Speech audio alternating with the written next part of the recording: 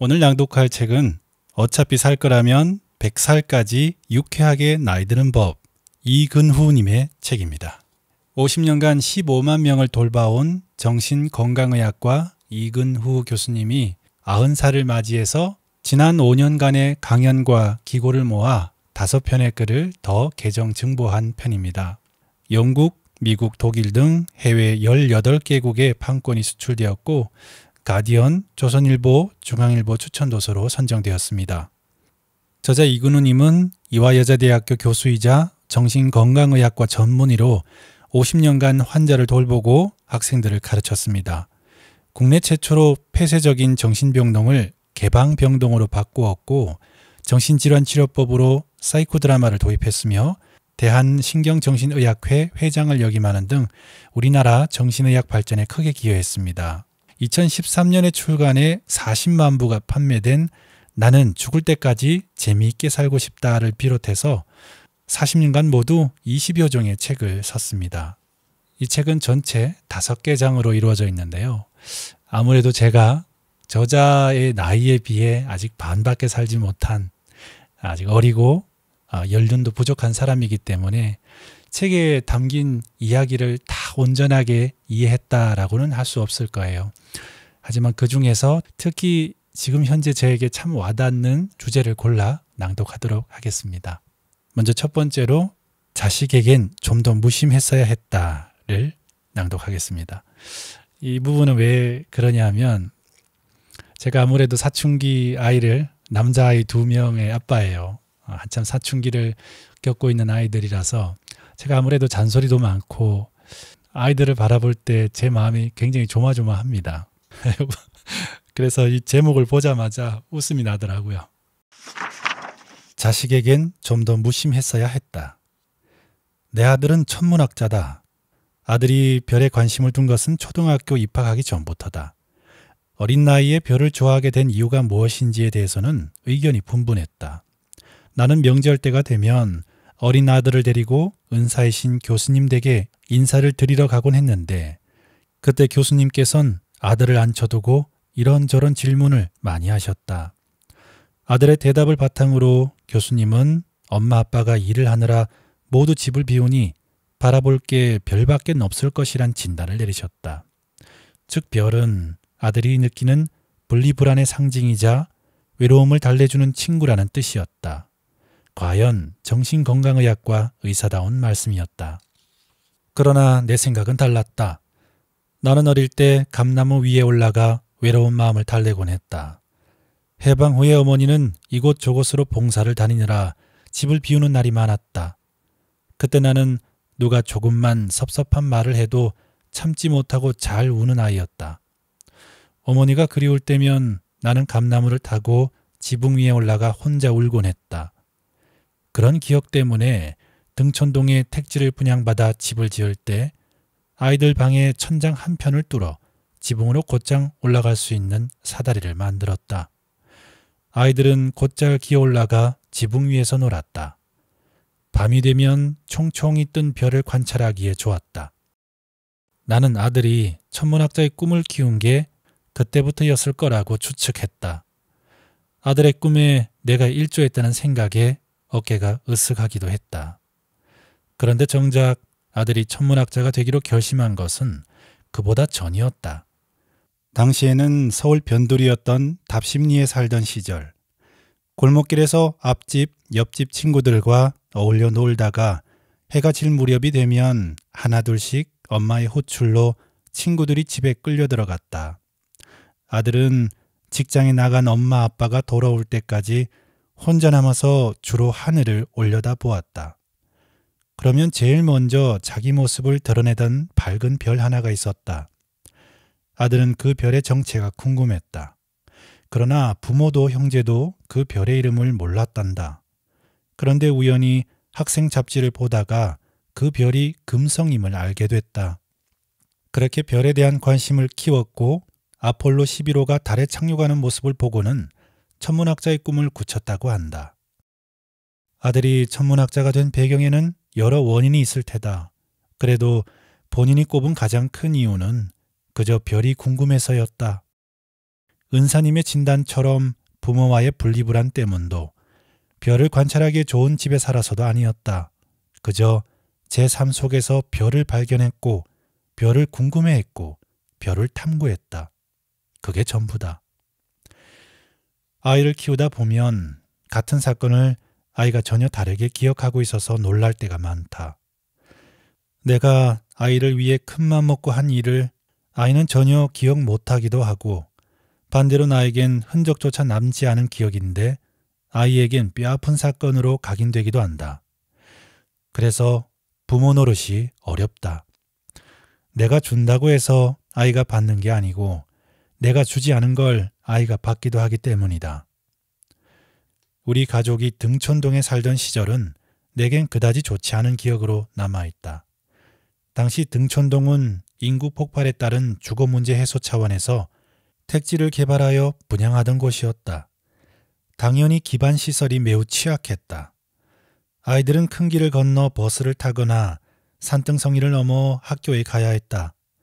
길은 아스팔트가 깔리지 않아서 비만 오면 진흙바닥이 되었다. 그때 연세대 세브란스 병원에 출근하던 나는 깨끗한 병원이 내 신발로 인해 온통 흙투성이가 되는 게 무척 마음이 쓰였다. 그래서 출근하면 곧장 화장실로 들어가 신발을 닦곤 했다. 게다가 우리 집을 짓던 건설사가 부도난 바람에 우리 집은 대문도 없이 미완성인 상태였다. 안락한 공간에서 아이들을 안전하게 키우지 못해 늘 미안했고 걱정스러웠다. 그러나 아이들의 이야기를 들어보면 등촌동 시절이 유년 시절의 꽃으로 남아있다. 아이들은 학교 가는 길에 야산에서 꿩도 보고 뱀도 만났다. 다람쥐와 이름 모를 새들과도 친구가 되었다. 집이 지어지지 않은 공터에는 동네 아이들이 때로 모여 저녁이 될 때까지 뛰어놀았다. 대문이 없으니 내 집, 네 집 할 것 없이 모두 한 가족처럼 지냈다. 나에겐 불편하고 위험하던 동네가 아이들에겐 자연이 어우러진 탁 트인 놀이터였다. 아이를 잘 키운다는 것은 무슨 뜻일까? 아이에게 좋다는 것은 전부 해주고 싶은 게 부모 마음이다. 그러나 아이가 그것을 온전히 받는다는 보장이 없다. 아이는 아이대로 필요한 것을 흡수하며 자기 세계를 구축해 나갈 것이다.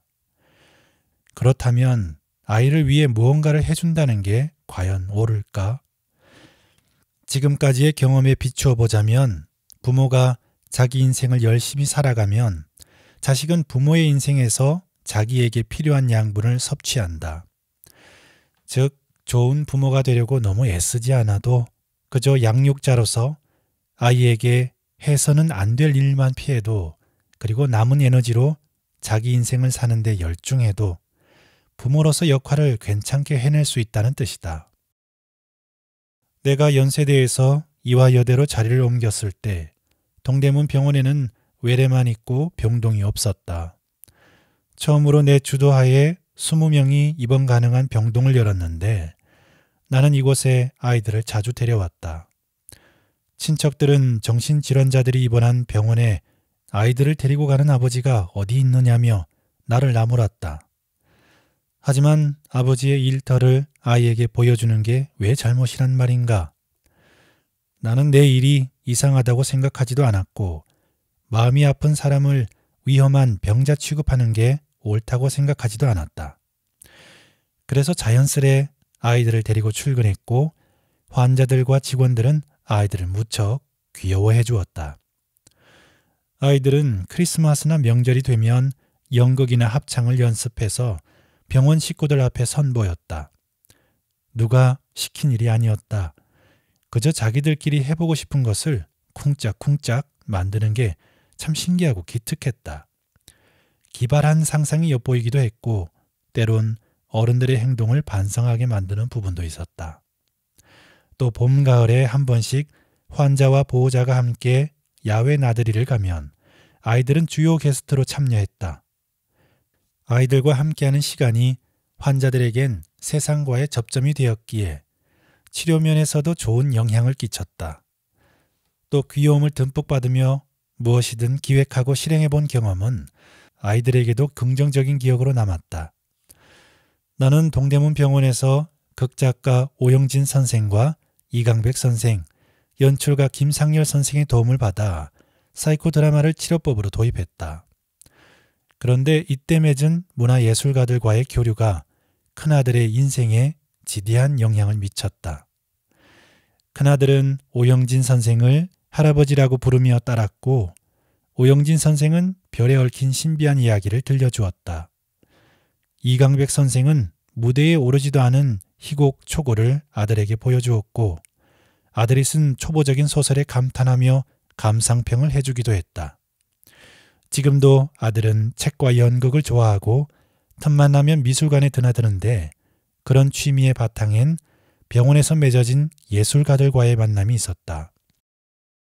내가 교육의 일환으로 아이들을 병원에 데리고 다닌 건 아니었다. 잘한 일이라고 꼽아봐야 고작 내 일상을 숨기지 않고 아이들에게 보여준 것뿐이다. 그것도 작정했다기보다 아이들과 함께할 시간을 따로 쪼개기가 어려워서인 경우가 대부분이었다. 그랬는데 아이들은 새로운 환경에서 제게 필요한 것들을 알아서 흡수했다. 내가 잘 키운 것이 아니라 아이들이 잘 자라주었다. 아이 키우기의 신비로움이란 이런 게 아닐는지. 아이를 잘 기르는 방법은 생각보다 단순하다. 아이와 좋은 관계를 맺으면 된다. 아이와 관계를 맺는 방법은 여타 인간관계와 다르지 않다. 그저 나라는 사람을 솔직하게 드러내는 것. 좋은 부모라는 상에 억눌리기보다 그저 온전한 인간이 되려고 노력할 것. 그러면 아이들은 자기 부모의 명함을 있는 그대로 받아들이고 거기에서 자기 삶을 알아서 꽃 피운다. 그래서 좋은 부모와 나쁜 부모가 따로 없다. 그저 부모만 있을 뿐이다. 두 번째는 말이 통하는 어른이 된다는 것, 소통에 대한 글입니다. 말이 통하는 어른이 된다는 것. 젊었을 적에는 노인들과 대화할 때 늘 두 가지 의문이 들었다. 하나는 왜 노인들은 영양가 없는 말을 많이 할까? 이고 다른 하나는 왜 목소리가 저렇게 클까? 였다. 대개 노인들의 말은 한번 시작되면 구구절절 이어지는 경우가 많았다. 듣는 입장에서는 짧게 마무리될 이야기가 끝없이 길어지니 영양가가 없게 느껴졌다. 게다가 분위기에 적합한 내용이 아니면 듣기에도 민망했다. 한창 때는 보석 같은 가르침을 논리적으로 해주시던 선배님들이 나이가 들어 중언부언하는 모습을 지켜보면서 안타까울 때가 한두 번이 아니었다. 특히 학회 같은 토론장에서 한번 마이크를 잡으면 놓지 않는 선배님도 많았다.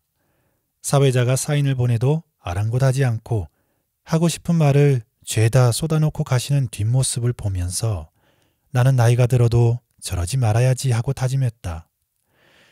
그런데 지금 생각하면 그 선배인들 비슷한 다짐을 하지 않았을 리가 없다. 아빠, 자녀들이 내가 하는 말을 가로채고 손가락 셋을 펴보일 때가 있다. 벌써 세 번째 하는 말이라는 의미다. 이젠 그만하라는 경고 아닌 경고다. 나는 그럴 때마다 움찔한다. 전에 말한 기억이 없는데 혹시 듣기 싫어서 거짓말을 하는 게 아닌가 하는 의심도 들지만 자녀들의 말이 맞을 것이다. 그래서 나는 말을 시작할 때 조심스럽게 덧붙인다.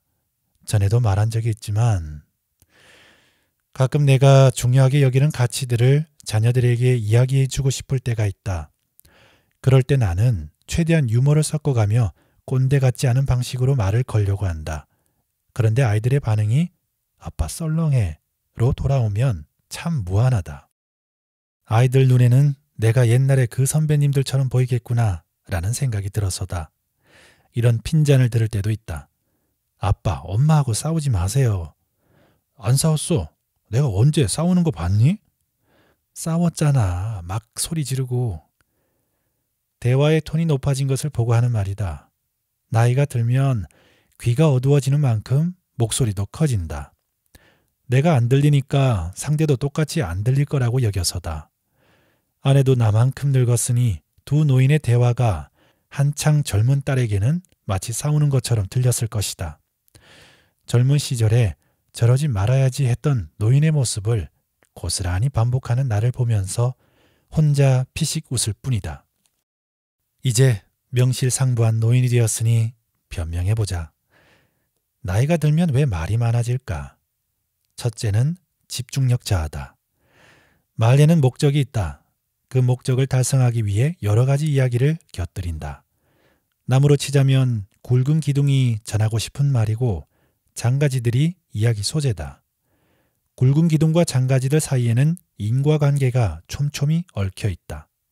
그런데 집중력이 저하되니 인과관계를 쉽게 놓치고 연상에는 비약이 생긴다.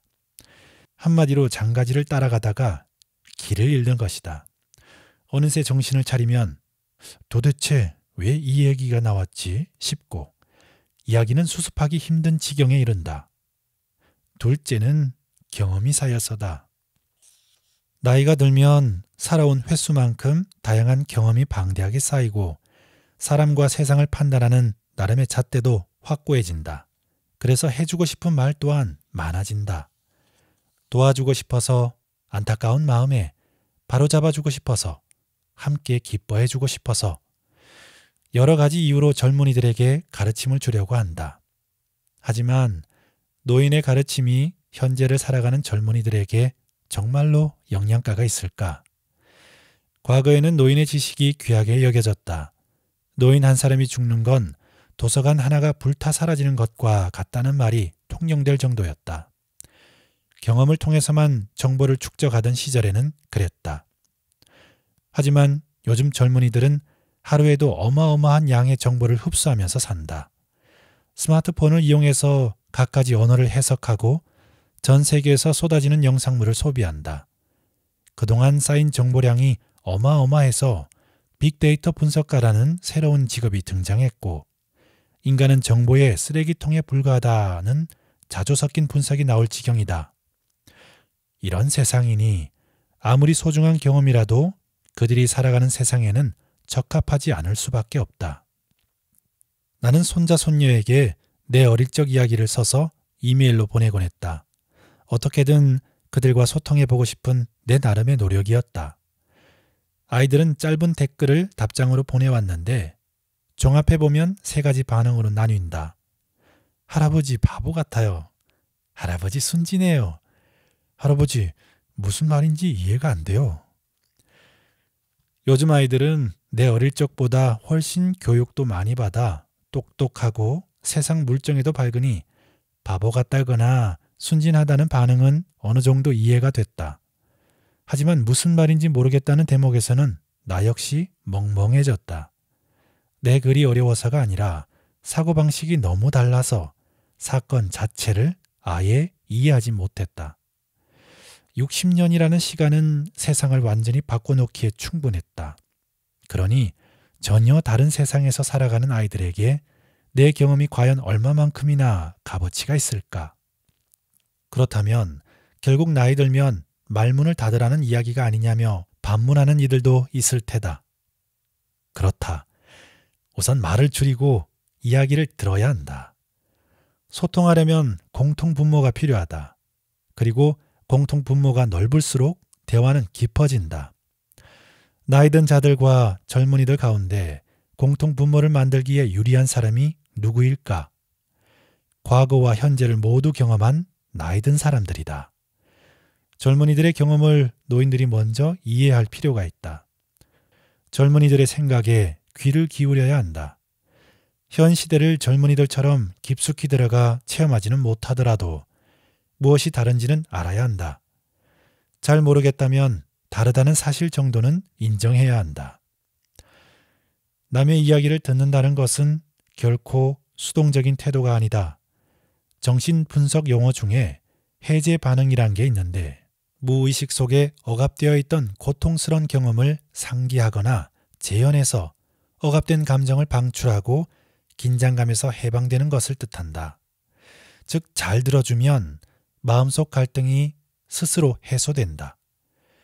그래서 정신건강의학과 의사의 가장 중요한 역할이 듣는 일이다.